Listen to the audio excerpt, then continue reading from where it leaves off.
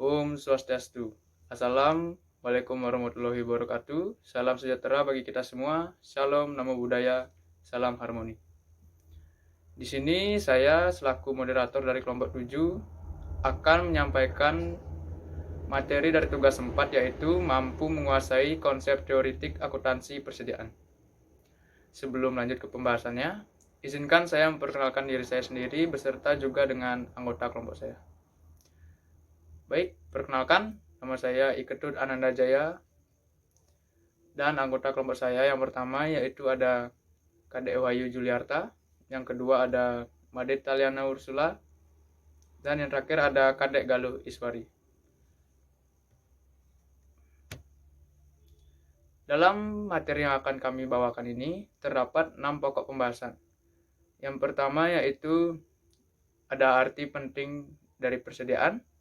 Yang kedua ada cara pencatatan persediaan. Yang ketiga ada perhitungan harga perolehan persediaan. Yang keempat ada kesalahan dalam perhitungan persediaan. Yang kelima ada item yang termasuk persediaan. Dan yang terakhir yaitu penyajian persediaan di neraca. Untuk pokok pembahasan yang pertama dan yang kedua akan disampaikan oleh Sula. Untuk pembahasan yang ketiga akan disampaikan oleh Wahyu. Dan pokok pembahasan yang keempat dan yang kelima akan disampaikan oleh Kadek Galuh Iswari. Dan untuk pokok pembahasan yang terakhir akan disampaikan oleh saya sendiri. Untuk Sula, dipersilakan. Baik, terima kasih atas waktu yang telah diberikan. Di sini saya akan menjelaskan arti penting persediaan. Persediaan merupakan unsur yang sangat penting dalam suatu perusahaan dan persediaan itu sendiri, sehingga mampu untuk mempermudah dan memperlancar perusahaan dalam memenuhi permintaan dari pelanggan. Persediaan tersebut dapat berupa bahan mentah, barang setengah jadi, dan barang siap pakai serta barang pelengkap lainnya. Di sini pun ada kegunaan dari persediaan, yaitu yang pertama ada menghilangkan resiko keterlambatan datangnya barang atau bahan yang dibutuhkan perusahaan. Artinya, perusahaan tersebut mampu menyediakan barang yang diminta karena sudah tersimpan di tempat penyimpanan persediaan. Yang kedua, menumpuk bahan-bahan yang dihasilkan secara musiman. Artinya, mampu menyediakan barang yang musiman sangat berguna bagi perusahaan agar mampu memenuhi permintaan di pasaran. Yang ketiga, memperlancar operasi perusahaan. Artinya, persediaan sangat membantu dalam memenuhi permintaan sehingga dapat mempertahankan stabilitas perusahaan. Yang keempat, mengoptimalkan penggunaan mesin pabrik dari perusahaan. Artinya, dengan menampung suatu persediaan secara otomatis akan tetap terus melakukan produksi sehingga dapat mengoptimalkan penggunaan mesin. Dan yang kelima, memberikan pelayanan kepada pelanggan dengan sebaik-baiknya. Artinya, dengan adanya persediaan yang cukup akan mampu memenuhi permintaan dari pelanggan sehingga membuat pelanggan merasa nyaman dan puas. Dan ada cara pencatatan persediaan. Di dalam suatu perusahaan pasti melakukan pencatatan terkait kuantitas persediaan agar dapat terlaksana dengan baik.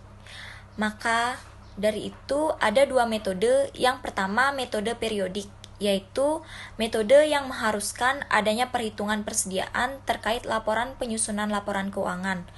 Dengan metode ini, perusahaan dapat mengetahui data dari mutasi secara akurat. Dan yang kedua, ada metode perpetual, yaitu metode yang dilakukan dengan membuat akun-akun terpisah untuk setiap jenis persediaan, sehingga mempermudah dalam mengontrol menyusun neraca laporan laba rugi jangka pendek dan menentukan HPP dari produk. Sekian penjelasan dari saya, akan dilanjutkan oleh teman saya. Baik, terima kasih atas kesempatan yang diberikan kepada saya. Perkenalkan, nama saya Kadek Wahyu Juliarta. Di sini saya akan menjelaskan mengenai menentukan harga perolehan persediaan. Nilai persediaan mempunyai pengaruh yang sangat besar terhadap penyusunan laporan. Menurut standar akuntansi keuangan, harga perolehan persediaan meliputi harga pembelian dan biaya pembelian. Harga pembelian persediaan meliputi harga pembelian, biaya konversi, dan biaya lain yang timbul sampai persediaan berada dalam kondisi dan tempat yang siap untuk dijual atau dipakai. Yang kedua yaitu biaya pembelian. Biaya pembelian persediaan meliputi harga pembelian, biaya masuk, dan pajak lainnya serta biaya pengangkutan, penanganan, dan biaya lainnya yang secara langsung dapat dialokasikan pada perolehan barang jadi, bahan, dan jasa dalam menentukan biaya pembelian. Terdapat beberapa metode penentuan nilai persediaan, namun yang akan saya jelaskan kali ini adalah yang menggunakan metode harga pokok. Metode harga pokok sendiri dibagi menjadi beberapa jenis, yaitu pertama, metode tanda pengenal khusus. Dalam metode tanda pengenal khusus, setiap barang yang dibeli atau yang masuk diberi kode atau tanda pengenal yang menunjukkan harga persatuan sesuai faktur yang diterima. Yang kedua adalah metode FIFO.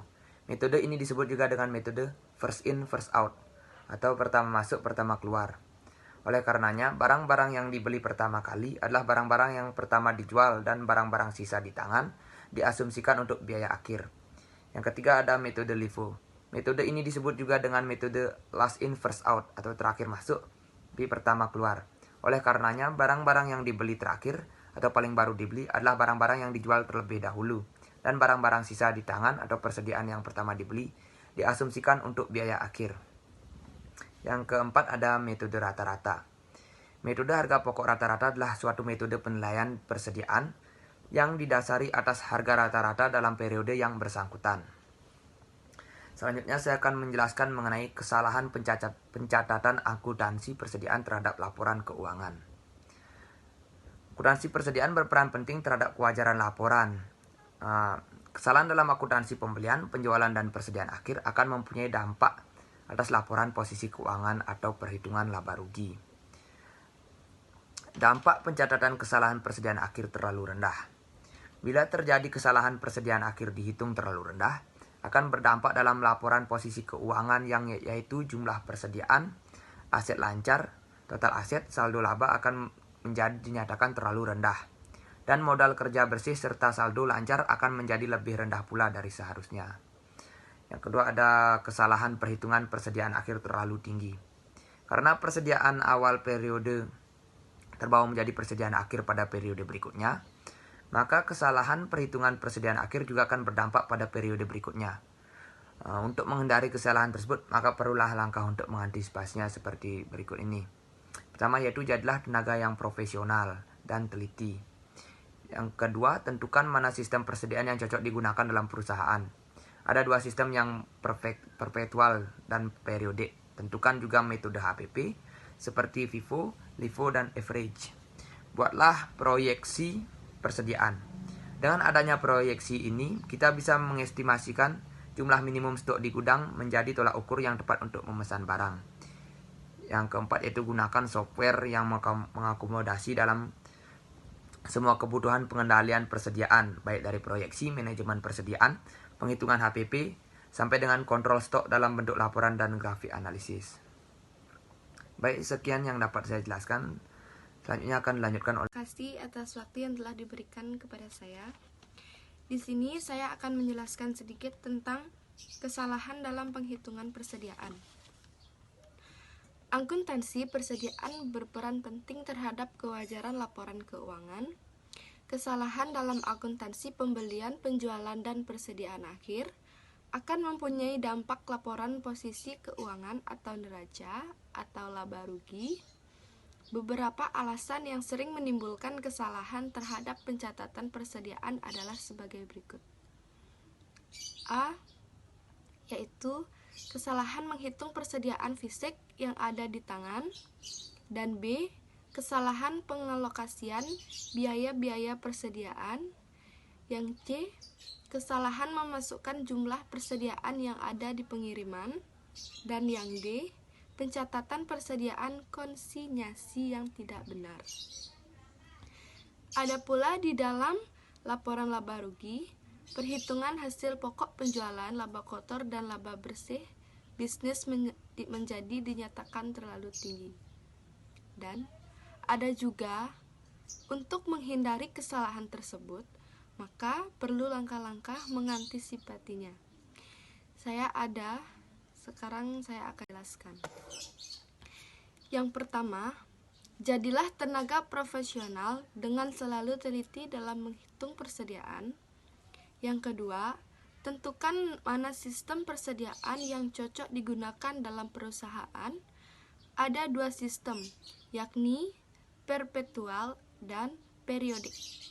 Tentukan juga mode HPP seperti FIFO, LIFO, dan average. Ada juga, buatlah proyek persediaan. Dengan adanya proyek ini, kita bisa mengestimasikan jumlah minimum stok di gudang menjadi tolak ukur saat kita tetap untuk memesan barang. Yang D, gunakan software yang mengakomodasikan semua kebutuhan pengendalian persediaan, baik dari proyeksi, manajemen persediaan, penghitungan HPP, sampai dengan kontrol stok dalam bentuk laporan dan grafik analisis. 3. Ada meningkatkan pemasaran. Bahan yang lengkap untuk produksi, serta barang yang tersedia setiap kali pelanggan meminta, tentu saja akan meningkatkan pemasaran sebuah perusahaan.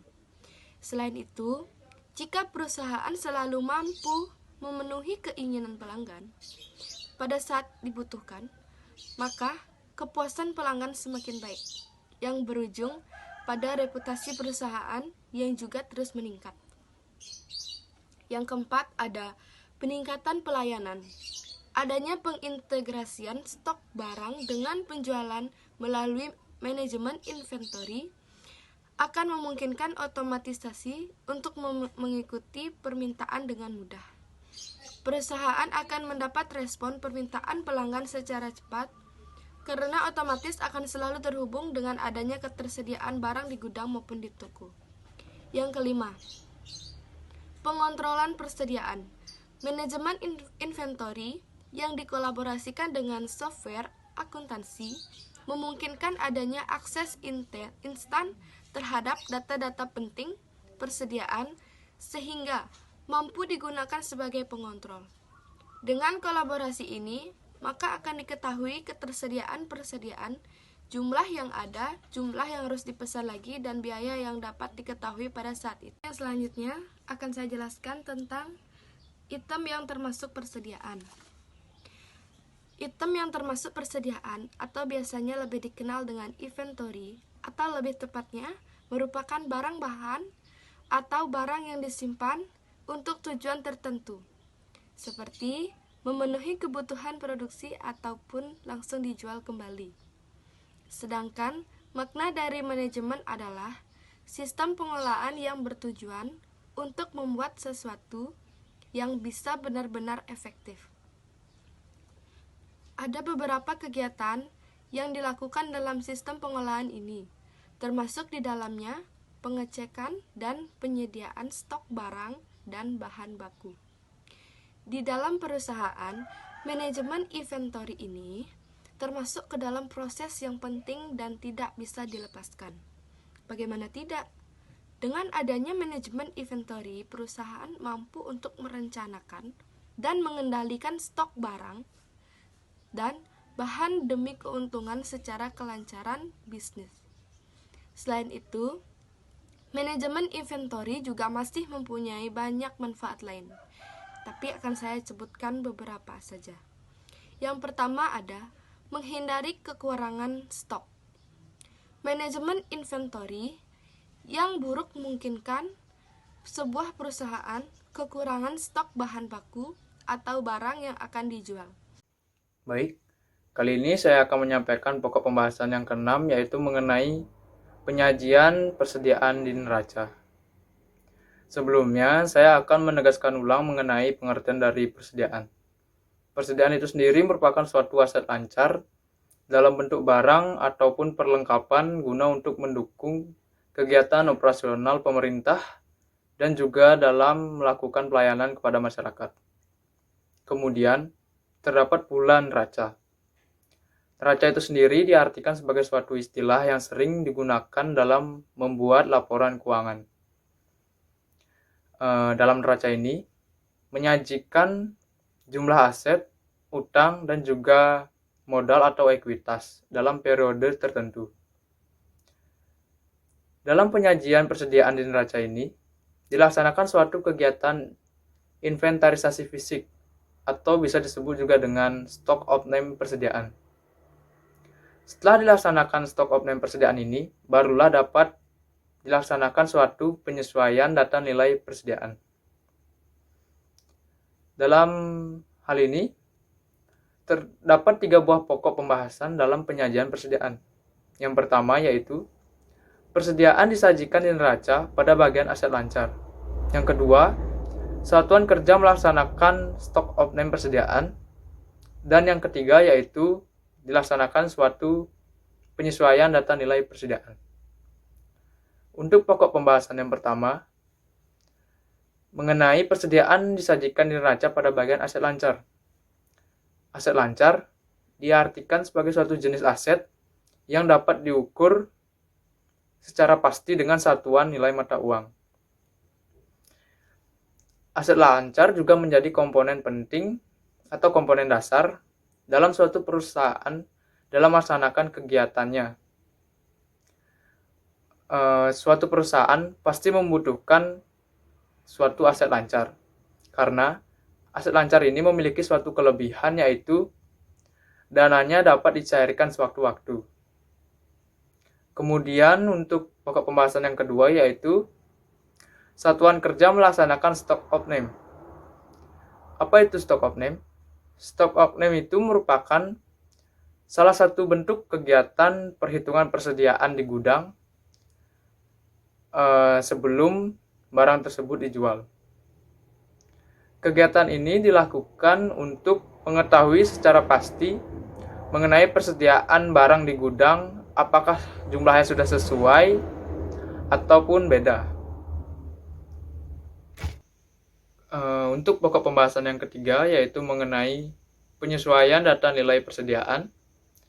Dalam hal ini, penyesuaian persediaan barang dagang dilaksanakan, di mana terjadi kegiatan bisnis yang terlaksana namun belum tercatat.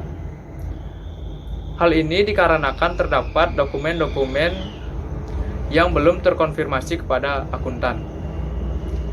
Penyesuaian data nilai persediaan ini memiliki suatu tujuan, yaitu untuk membuat laporan laba rugi dengan menyajikan nilai yang sesungguhnya. Baik, sekian penyampaian pokok pembahasan ke-6 dari saya. Saya juga mewakili dari kelompok saya sebagai moderator, ingin meminta maaf jika terdapat salah tutur kata dari teman-teman saya dan juga saya. Akhir kata, saya tutup dengan Parama Santi. Om Santi Santi Santi Om. Wassalamualaikum warahmatullahi wabarakatuh. Salam sejahtera bagi kita semua. Shalom, namo buddhaya, salam harmoni.